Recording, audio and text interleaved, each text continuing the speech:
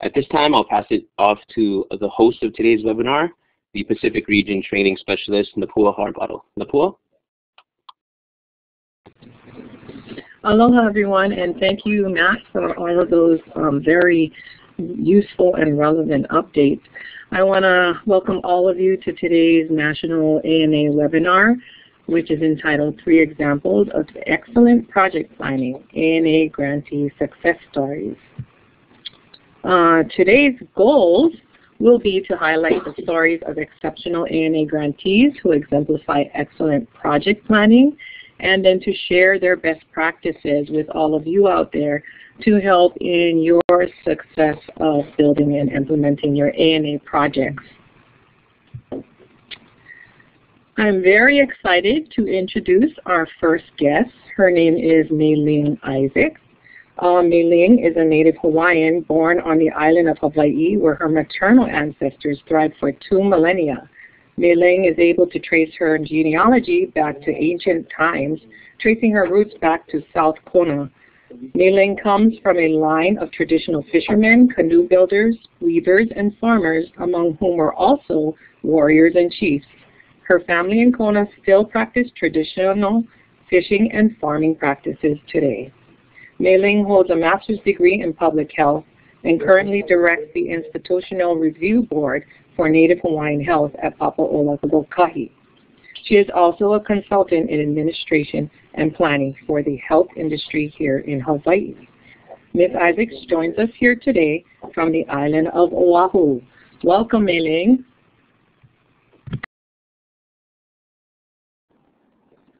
Aloha, can you hear me? Yes, we can. Go ahead. Okay, fabulous. Thank you so much for inviting me and Kali'i to participate in this webinar.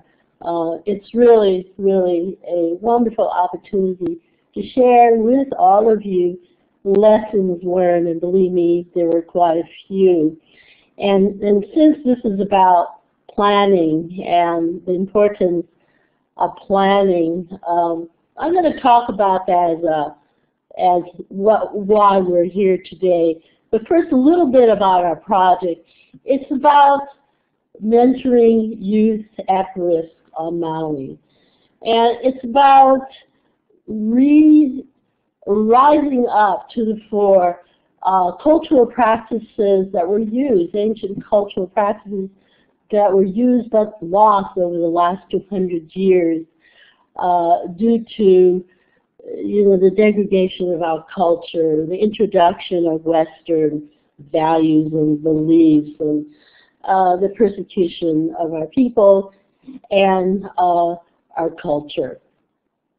So this is really about mentoring young boys at risk by older Hawaiian men. And here we are. So these are the kids that we're working with. I call them kids, but they're really young men. And that's why we exist.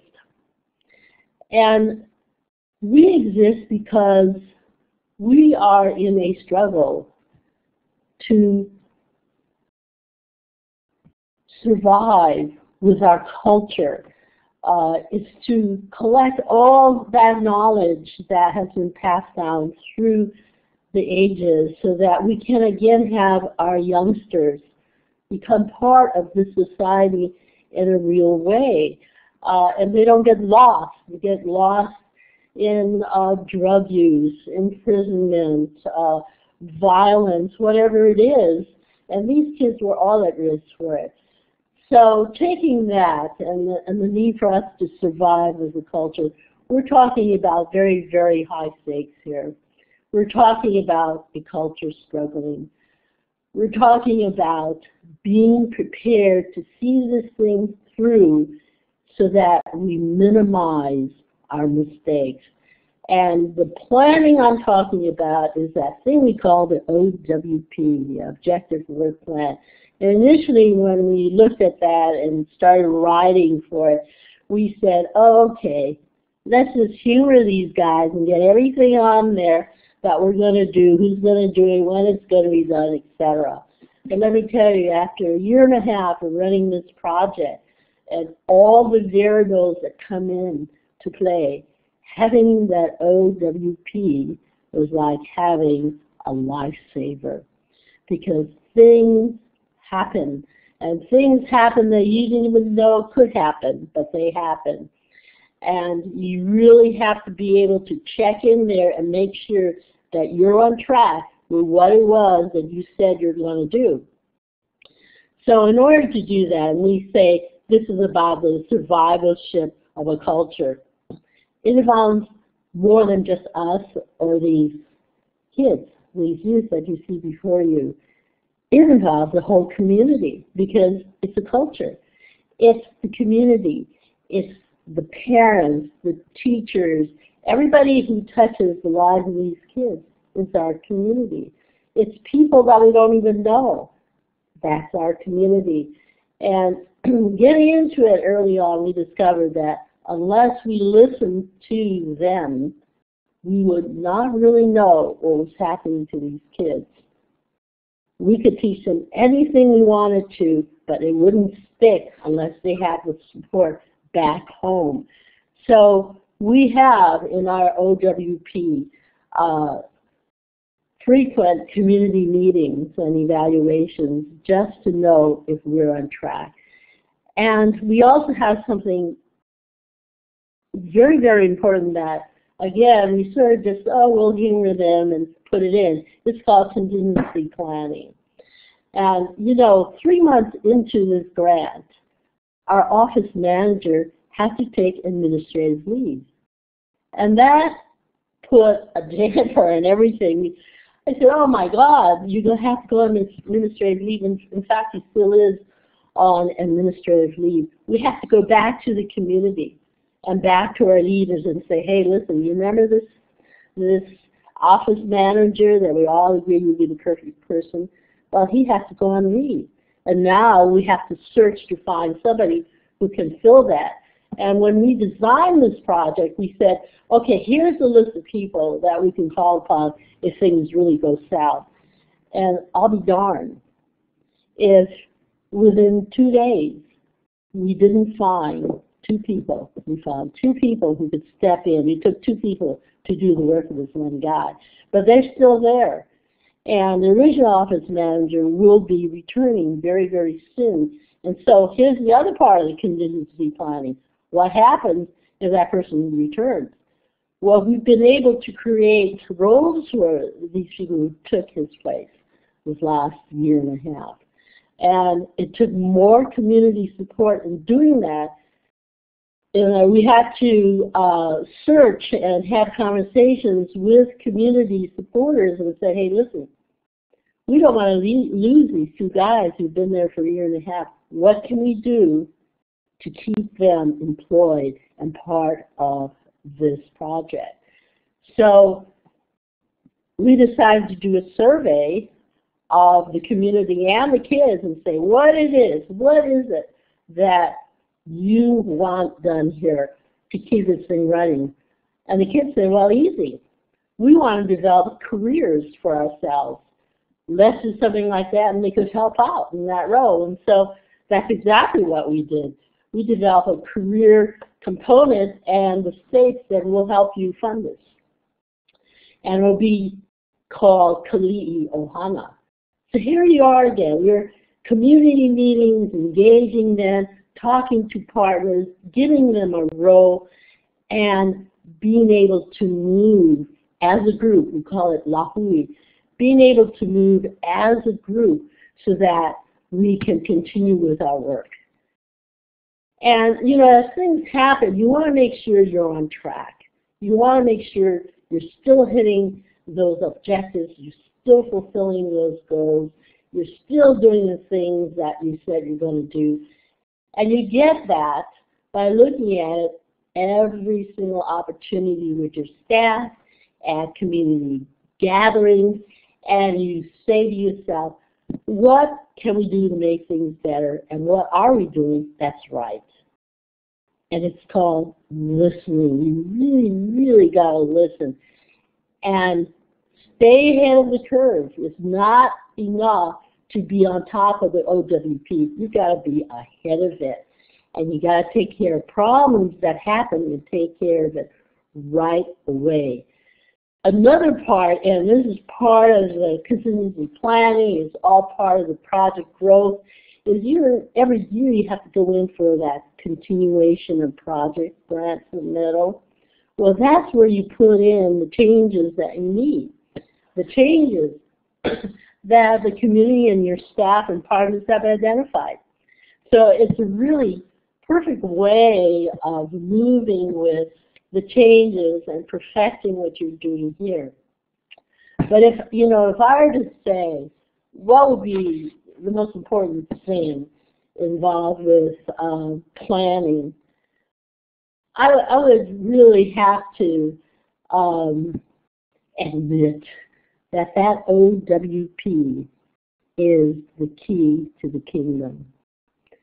It is your plan that will get you there, and it's a living document. It can change, and as you need things to change, you call up people like the ANA office here with Matt, and Dennis, and Kaʻānaniʻau, and Napua. You call them and you say, hey, listen, we're running into some problems here. We also work with Mark Allender in D.C., and we tell them, we're upfront, we tell them, listen, we've got a little curveball here. What can you do to help us think this problem through, and so we can plan to, finish off this project in a really good way? And that's how we're playing this thing, and it moves. This is not something that is static. It moves all the time, and you really got to be on your toes. But the gasoline that keeps this car going is the survival of our culture, the survival and the need to create opportunity and to support, especially our men who go through a really, really hard time of it, faced with cultural values that are so different from what we know. And I think that pretty much sums it up. I know it's really simplistic to say this, but it's the truth. So I don't know where we go from here, Matt. Do we go into questions or what? Not yet, but our participants will have an opportunity to ask questions at the end of this webinar during our question and answer segment. And so, Mei Ling, if you could just stay on the line until we get to that portion to see if anybody has questions for you in particular. But I want to thank you for sharing those challenges that I'm sure a lot of our grantees experience, especially when it comes to staff turnover, and then how you can turn that around to lead to a successful project. And of course, for pointing out that very important document we call the OWP. So if any of you have questions about those things that Mei Ling mentioned, please hold your questions till the question and answer segment. I want to move on to our next guest presenter. Her name is Melody Mendiola from Guam. She's a native of Guam, and she has been a consultant for Farm to Table since its inception in 2010, and took on the role of project director upon the passing of Jennifer Mendiola, the prior project director. For Farm to Table Guam, her focus has been not only on the overall operations of the organization, but also on the sustainability of the organization. Mel's background is in finance and banking, and she holds a degree in economics from the New York University and an MBA from the University of Guam. And she is currently enrolled in a PhD program at Kansas State University. Very, very busy woman here, but I also want to mention that Melanie joins us here on our webinar at 5 a.m. Guam time. So we really appreciate your participation, Melanie. Could you just go ahead and tell us about your project, and the successes that you've had because of good project planning. Thank you, Napoli. Can you hear me okay? Yes, you're coming in fine. Okay, wonderful. Hafaday, everyone. My name is Melanie Mendiola. Most of my friends and family call me Mel, and as it was mentioned before, I'm a native of Guam, born and raised, native Chamorro, and I have a lot of family in the outer islands and of Micronesia, Rhoda, and Ponape, and so on and so forth. So I've been involved with Farm to Table since its inception, and the original project director was actually my sister. Her name was Jennifer Mendiola, and she passed away last year, and hence my taking on the role. Originally, I was the community awareness consultant. I worked a lot in the area of grant writing and sustainability, community outreach, that type of thing. And my sister was very much involved in the project operation, and then after her passing, then we kind of reconfigured. But I'll talk about that a little bit as we're talking about some of the hurdles and the challenges that our organization has met and how proper planning has enabled us to get past it properly. So Farm to Table Guam exists to expand the agricultural industry through promoting sustainable farm practices, expanding business opportunities, and encouraging farm-to-table eating. Basically, we're very, very interested in getting the people of Guam, both the native Chamorro people as well as all the residents of the island, to support local farmers, to eat the food of their ancestors, and the food that made their people strong through the years. And some of the ways we do that through a three-part project, which I'll talk about in just a moment. Our team, I just wanted to put up a slide really quickly of our team of I'm of course the project director. We have a fiscal officer, community awareness and support officer, project administrative assistants, or 3 assistants. And we have a team of farmers. We have a farm manager named David John Stacy, and a couple farm apprentices, Joey, Peter, and Chris. One of the, I guess for us, planning from the inception of our project, it was really, I guess this is partially coming from my sister as well as Thalia Ganji, who's our fiscal officer, but planning was extremely important from the get-go as far as identifying the problem and then designing the plan around, designing our project around it. We had a notion, because Guam is a small island and we know our community fairly well. A lot of times you have the anecdotal evidence of the things that you have the stories of the problems and the hurdles that everyone's facing, but a lot of times you don't have data. And when you don't have data, I don't think you can really create a very solid plan to be able to move forward with a solution, because you might be addressing one person's issue but not another person's issue. So when you collect data, I think it's important because you really get a sense of your community's priority list and what's most important, what is the most urgent need. During our planning year, our planning project, which preceded this current project, we were able to survey native farmers, and what we found were that 74% of farmers actually reported to even though they farmed for a living, quote unquote, they're actually making their income elsewhere. They're making their income from from another job that they were collecting retirement on. The average age of a farmer was also up in the 50s. So our native farm population was aging. 25% of farmers would actually farm full time if they made between $20,000 and $40,000 per year, which we didn't think that was an unreasonable amount of money. They weren't saying, oh, I'm only going to farm if I make $1 million.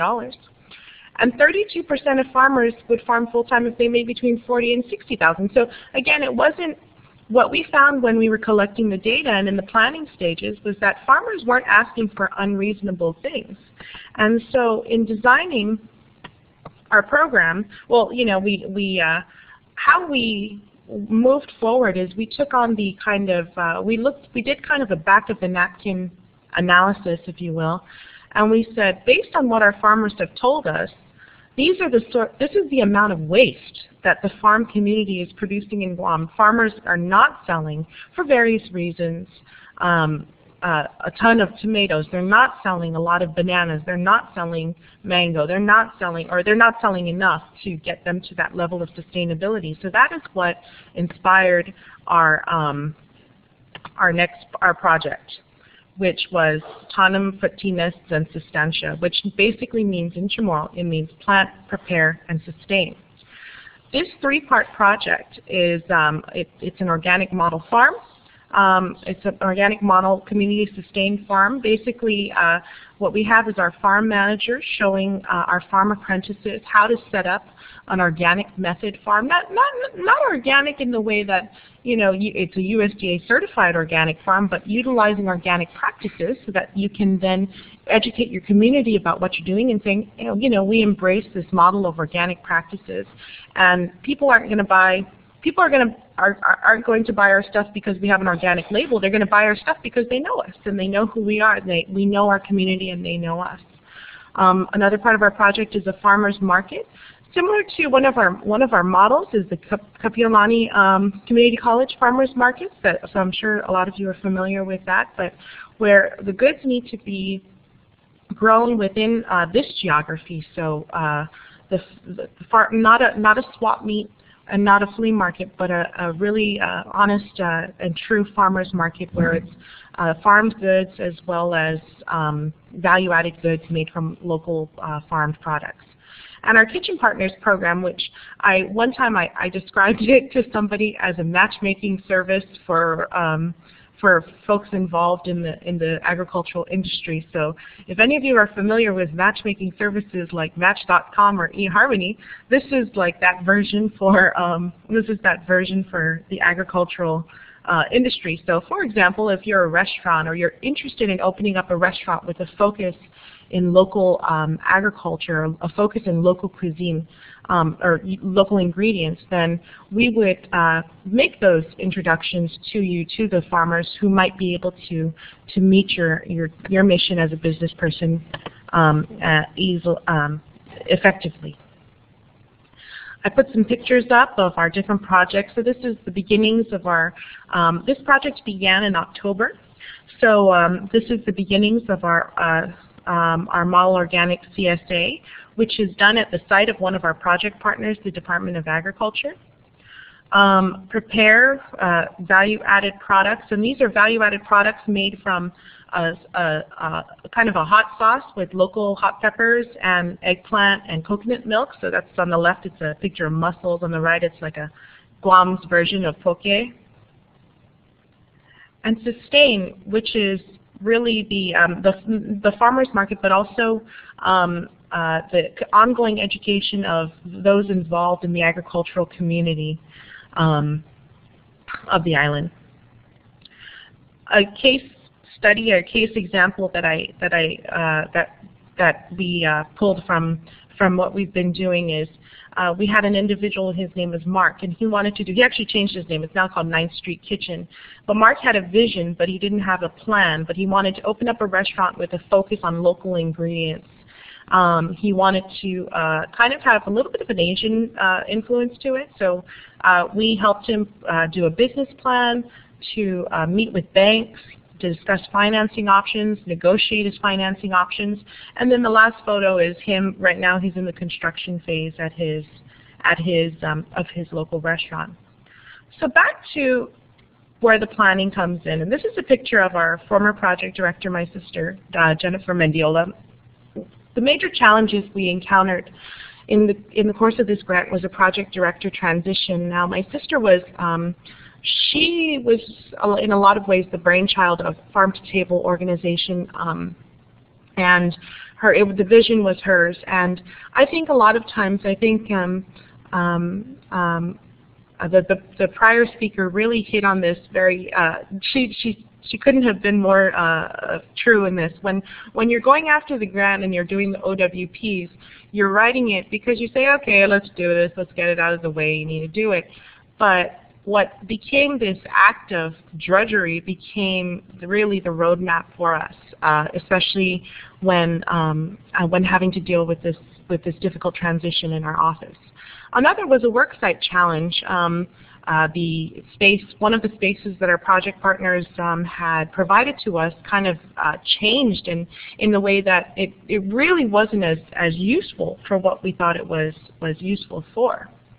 So, like the previous project that was discussed, we felt that some of the best practices throughout the project has been, some of the things that we found that have been more effective is to have meetings and effective meetings, not just meetings for the sake of having meetings, but one of them was to have manager meetings to precede staff meetings. So rather than have a staff meeting that's an open forum for all of us to hash it out, to have managers come and discuss what their challenges are and to be able to then set the tone so that to really inspire confidence in our staff.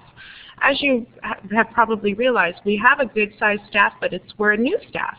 And so in being able to inspire confidence in our younger staff members or our junior staff members is extremely important. And that's why it's really important, I think, for managers to all be on the same page. During the transition between project directors, having competent managers was absolutely a lifesaver for me, and having my fiscal officer, Thalia, who had been there with Jennifer when she was the project director, was absolutely critical. We set up a share drive, a Google Drive, which is very, very simple and easy to do, and that really helps because some of our work sites are in different locations. We have our farmers at the farm, we have our office folks in one place, and we have me, I'm a lot of times veering, I'm kind of roving, going to meetings and things like that, but to always kind of know what's going on because of the items on our Google Drive, which include a contact management database, a event database that shows all the events that we've done, and that also really, really helps in the completion of the OWPs during the reporting process and the OPRs. Cross-training, not to be confused with CrossFit, right? Cross-training is, of course, training individuals in the team to do tasks that other individuals do. And that has been actually very effective for us, particularly with regard to project director transition. And that was also a part of our contingency plan. So in the planning stages, we had we obviously didn't foresee losing a member of our team in such a manner, but we did foresee, we always want to plan in the event of staff turnover, and so that was something that we really, really talked through. And that actually goes back to manager meetings, which is even though one person is in charge, that one person isn't making all the decisions. It really, I think it's really a matter of working this through, working through these exercises, through these scenarios with your different managers. And I think the sustainability talk from day one, so always keeping your sustainability in mind when you're planning. I don't think we'd have as much community support if we hadn't, from the planning stage, taken it on from the perspective of wanting to listen, to build relationships with the farmers, to hear what the farmers had to say, and to be able to articulate that in organized ways to go after not only the grant, but also to go after other areas, or to go after other means of sustainability, whether it's speaking in public about the needs of the farmers, the hurdles that farmers have, as well as value-added producers, and so on and so forth. And one thing that was very, very easy for us that we implemented this project here was an intake form, a centralized intake form. So as you saw from my previous discussion about our project is 3 parts. And one of the things that get confusing is you have people coming in and turning in different parts from different, or people being involved in different parts of different projects. So this person wants to be involved in the CSA. They have some land in this village, and they'd like to help us. Or this person is has a commercial kitchen because they used to run a catering operation. Now those are two different things that are meant for two different areas of the project. But we have everyone fill out a kitchen partners intake form so that we know from there which database to put them under, when to reach out to them, and also just a source document for me to look at as the project director every now and then, just to kind of see, are we meeting, is anyone falling between the cracks? Are we able to meet the needs of our community properly? And that's so much, what Melanie. I have. And so I look we forward need to to any move on questions to our next speaker, and we'll have a chance to touch base on a lot of the things that you mentioned. But let's move on to Letitia Coffin. She's a member of the Bad River Band of Lake Superior, Chippewa, and has been the ANA Feds Project Coordinator with Great Lakes Indian Fish and Wildlife Commission for the past 3 years. Currently, Letitia is coordinating the Minnesota, I hope I said that right, Let's Eat Good Traditional Foods for Healthy Living grant. Letitia joins us from Odena, Wisconsin. Letitia, let's hear about your project success. Thank you, Napua. Can you hear me all right? Hello, Napua? Yep, we can hear you loud and clear. Okay, thanks. Good. You were really close. It's Minnow Wisanida. Thank you for inviting me to be a part of this webinar. Buju and Dinoe Maganadug, Nim Letitia Coffin and Dishnaka Jaganashi Mung, Minawa Nimaki Kwe Indigo Jabwe Mung, Namakwa and Odame, Namashkaziving and Dunjaba. My name is Letitia Coffin and I'm from the Bad River Band of Lake Superior, Ojibwa. In northern Wisconsin, I work with Great Lakes Indian Fish and Wildlife Commission on our ANA Feds Minnow Wisanida Let's Eat Good Traditional Foods for Healthy Living grant, which is a 3-year grant under ANA.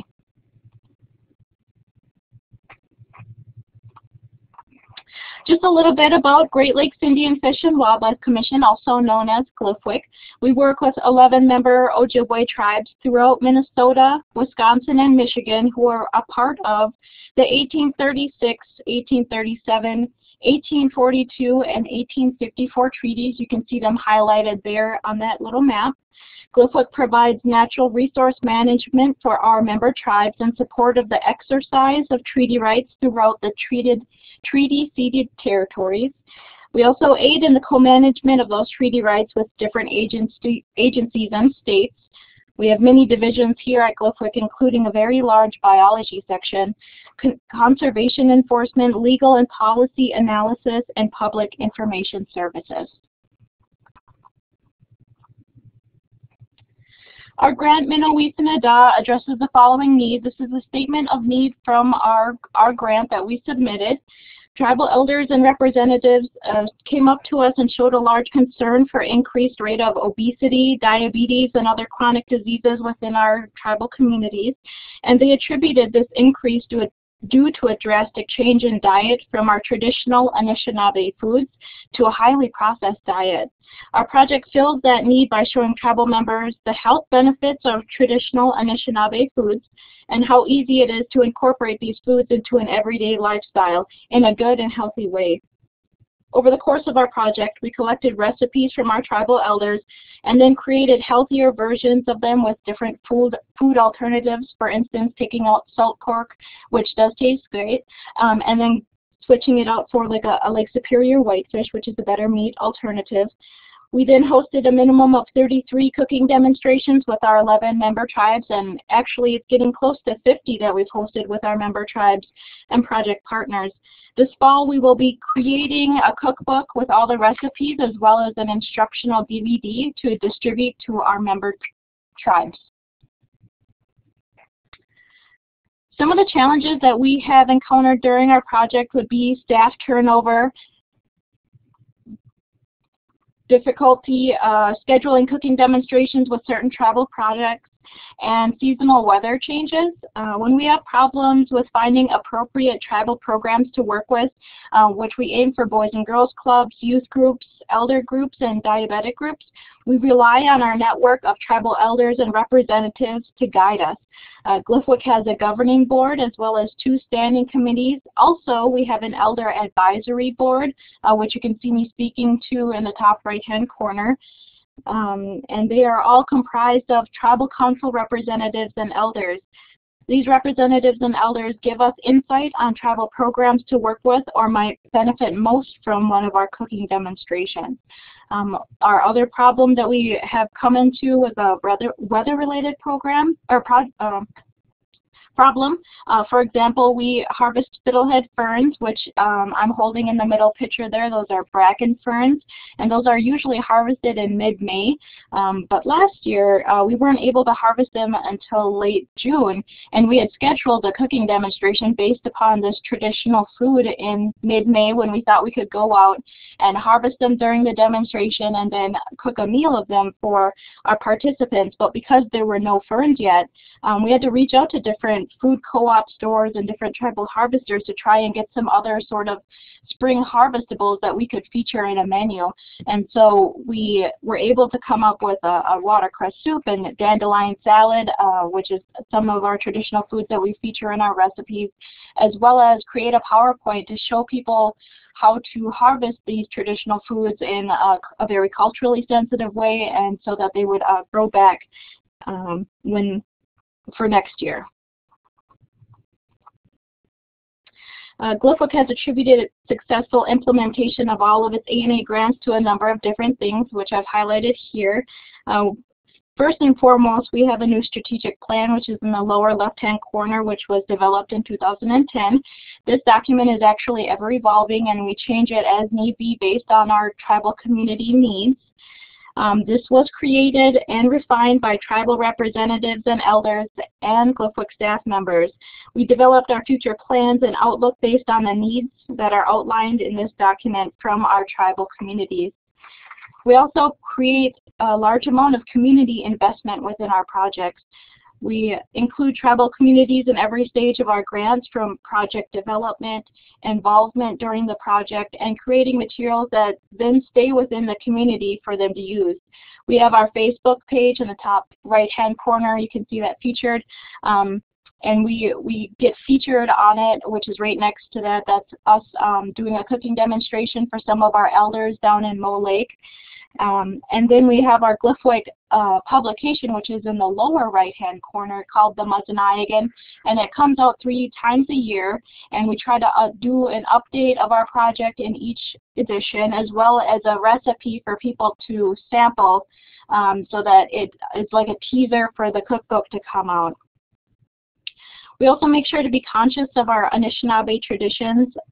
We give our tobacco, our sacred medicine, to everyone who helps us in our grant, and if they're giving us recipes for us to change, or if they're speaking during one of our demonstrations, we make sure to do things according to what our elders share with us. We also try to make sure that we give credit to whoever helps us in our materials. We credit who the recipe's from, or if it's a traditional story in our language, we make sure that they're credited. And once those materials come out and we give it to them, they take such pride in that, and that only helps them connect with the project even more, and they're able to kind of hype it up within their own community and within their family of that material that comes out. Overall, GLFWC applies for grants that help fill the needs of our tribal communities, keeps our communities continuously involved in our grants, and make sure that our tribes are able to use project materials to keep filling that need once the project is done, and to follow our traditions and ways as our elders have taught us. From our staff, miigwech, or thank you, and Ojibwe, for allowing us to feature our project during this webinar. This is the picture of my staff, our community dietitian, Owen Holly Maroney, our cooking assistant, Stephen Ante, and our administrative assistant, Zungi Leaf, and I'm down there too. So just a summary of our best practices, keep your community updated, involved, and engaged. We've gotten so much good feedback from our tribes because we're out there with them every day doing all of those cooking demonstrations, and we know so many elders, and that really strengthens all of our projects. Have regular staff meetings to discuss the progress of our project to ensure activities, timeliness, and objectives are met in a timely manner. Updating our contingency plans, partnerships, and resources as needed. We were really trying to create contingency plans that were based upon a whole number of different things like the loss of project staff. And one thing that was really important was redundancy. We have a lot of photos and videos that we collected from our different demonstrations that are going to be used in the DVD, and so redundancy is very important. And we back up all of our materials onto a different computer or a different hard drive to make sure, just in case something happens, we still have those materials afterwards, and incorporate sustainability from day one. So go ahead, Chad. Thank you very much, Letitia.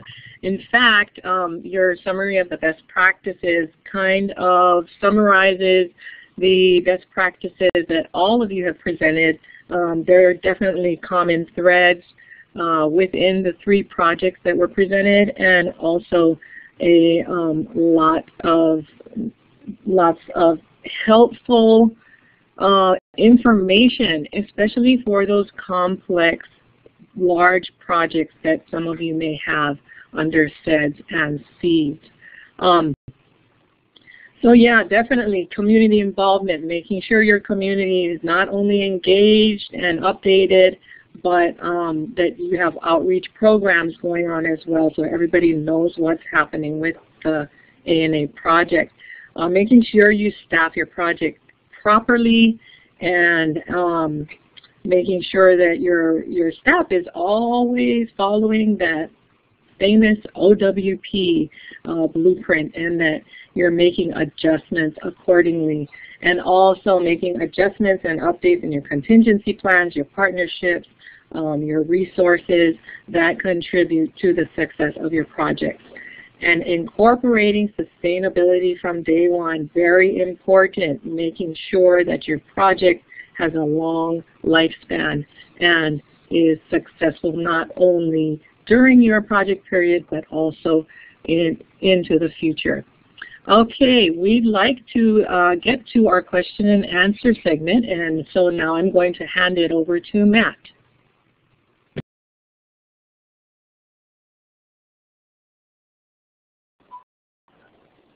Thanks, Napua. At this time, we'll be entering our Q&A section. So you can see the instructions there on the screen. There are 2 ways that you can ask a question. The first and best way would be to press the talk button on your computer on the left side in the audio and video box, and that would allow you to use your microphone. The other way would be to type into the chat box. If you have a question, please click on the raise hand button. It looks like a little open hand in the participants box, which is probably on the bottom left side of your webinar window. We'll answer questions in the order that they were asked based on the raise hand symbol, which you can see next to the Pacific region name there in the box now. So if any of you have questions, please feel free to ask them at this time. We can direct them to any of the guest speakers, or attempt to answer them ourselves, or even pass it off to a representative in ANA if you have a question there. So at this time, please ask away.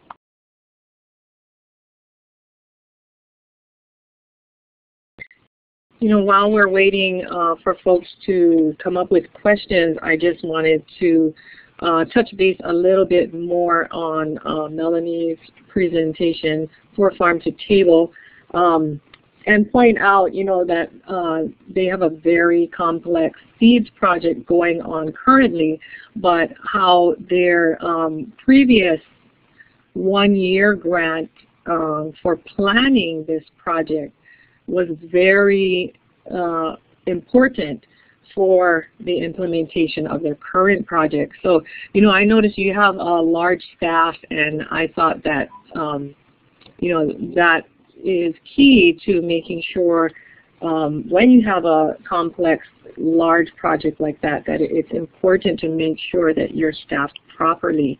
Also, the point that you brought up about the data collection that was important for planning your project.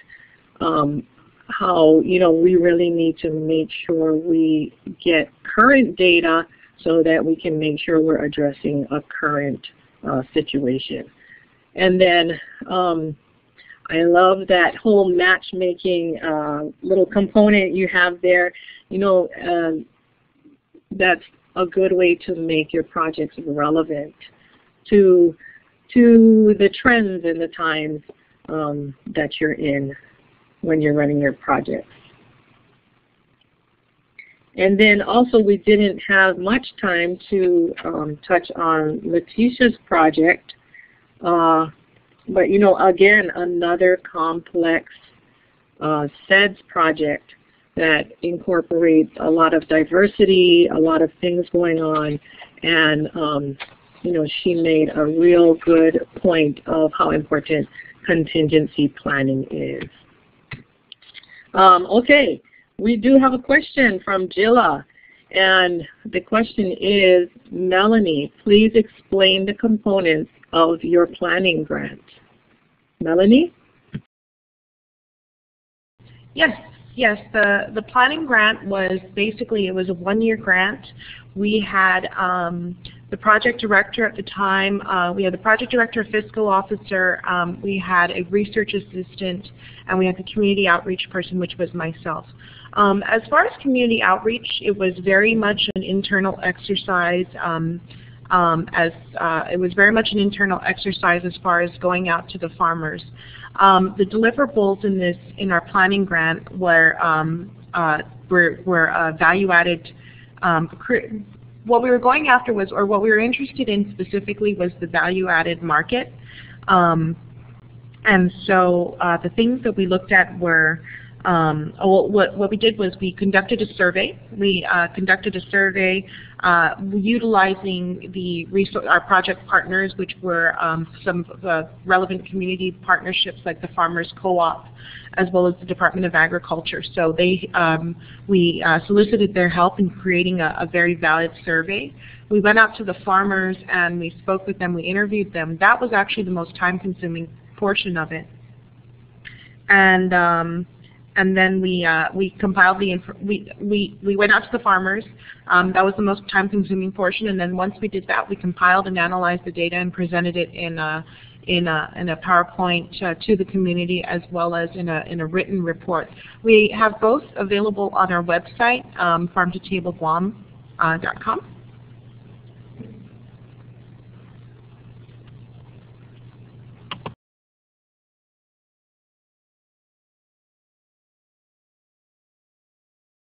All right, thank you, Melanie. We have another question. This one comes from Bonnie Blankenship. We are about to go through a leadership transition and are thinking of not applying this year because of that. I would like to convince my team to go ahead. Do the panelists have advice about how to handle that in the application? And that question comes from Bonnie Blankenship, and you can read that in the chat box. Let's see, for this question, how about I pass it off to Mei Ling for an answer. Mei Ling? Hi. That's a real difficult situation. And I can see that happening. We lost our office manager, as I said, 3 months into the grant. And we were able to do it because there was such a broad-based community support and ability to just jump in and take over. I would be very careful in structuring this thing so that you have at least some kind of community leadership, and if you have a nonprofit, that the deputy or the president of your nonprofit agrees to a plan where you set up an interim leader it may turn out that that person becomes the project leader, but it would take everybody agreeing that that's your plan. And I would put it in the OWP that you have this plan and you have steps that you're going to be following that are reasonable and doable before I take that lead. Because the assumption is you have leadership and you have commitment and you have somebody who is accountable to all the activities. And believe me, you know, hearing everybody talk, what you hear from us now is only the tip of the iceberg of what actually goes down when the project rolls out. And there are millions of things that have to be done, and somebody's got to do it, and somebody needs to keep track of all of that stuff. And there's a lot, and it's amazing how much is involved. And I also want to make a comment about this Google Drive that Melanie talked about. That is a fabulous idea, and I never really thought about it. We used it in research projects that we're involved with in another nonprofit. I never really thought about using it for our project, the Kaʻānaniʻau project, but boy, that makes a lot of sense, and thank you.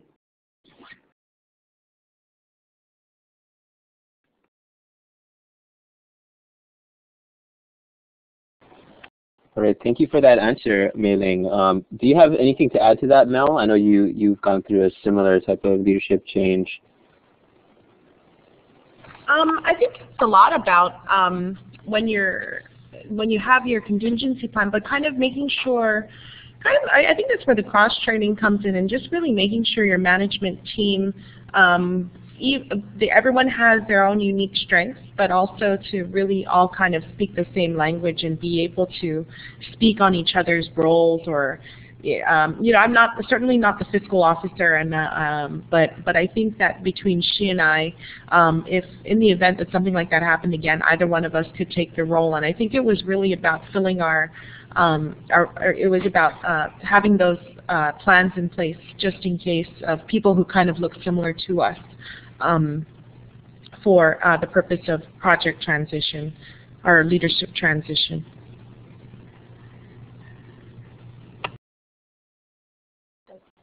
All right, thanks a lot, Mel. And Letitia, do you think you could talk a little bit about how to increase resources after the project has already started? I know you have a lot of really cool resources that are going into some of the activities in your project.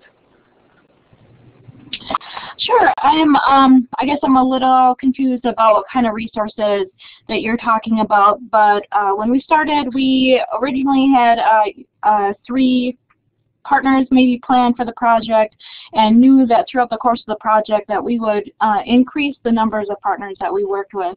And so with every program that we worked with, it came with a whole bunch of resources coming from different tribal people that we could work with, different tribal youth that we would impact, tribal harvesters that would be in the area that we could purchase items from as a project. We really try to purchase as much tribal food or traditional foods from tribal harvesters in the region.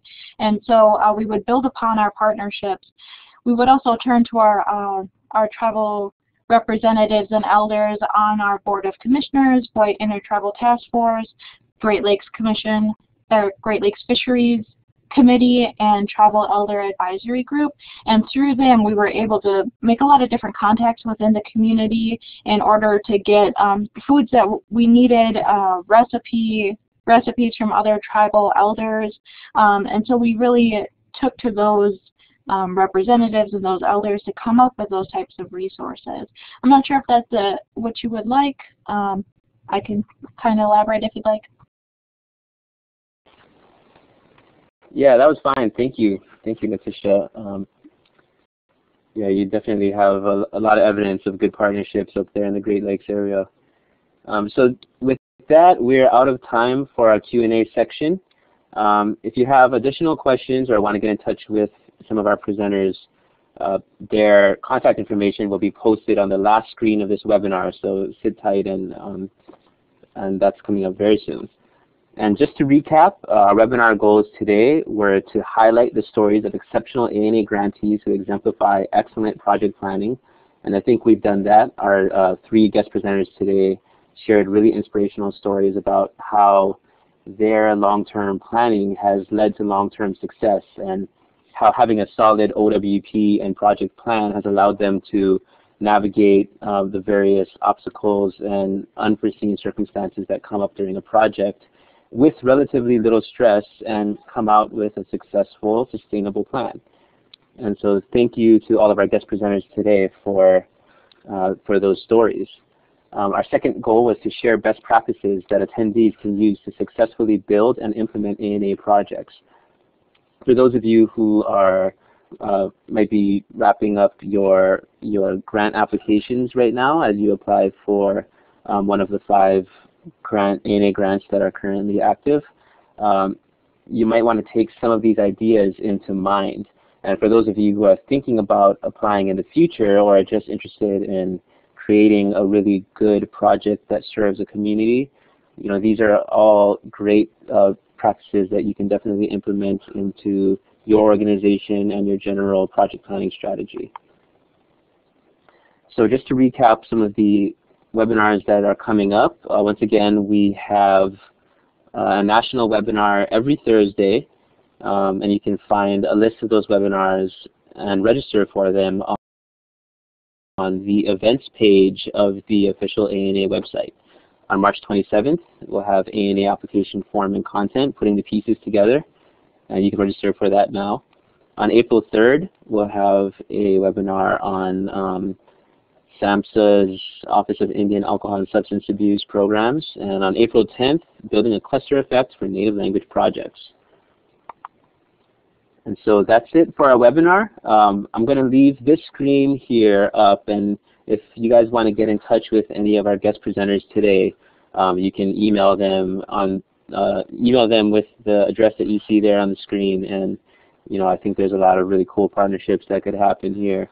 And my personal contact information is also there on the screen on the left. My name is Matt. Again, I am the Outreach and Technology Specialist for the Pacific Region TTA Center. Our company is called Kaʻānaniʻau, and we operate the Pacific TTA Center contract for the Administration of Native Americans. Our phone number is also there, and our website is www.anapacificbasin.org. Once again, this is a national webinar, a resource of the Administration for Native Americans. At this time, I'll be ending the recording.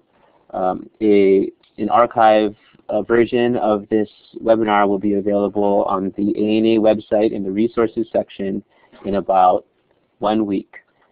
Following this webinar, you'll receive an email asking you to fill out a survey to evaluate how we did today. In that survey, you'll also have an opportunity to suggest topics for future webinars. And we really take those suggestions seriously, and usually if we get a suggestion, we'll carry it out. So please feel free to put your ideas in that survey and fill it out and let us know how we did. Thanks again for joining us, and thank you again to our great guest presenters. Mahalo everyone. Aloha.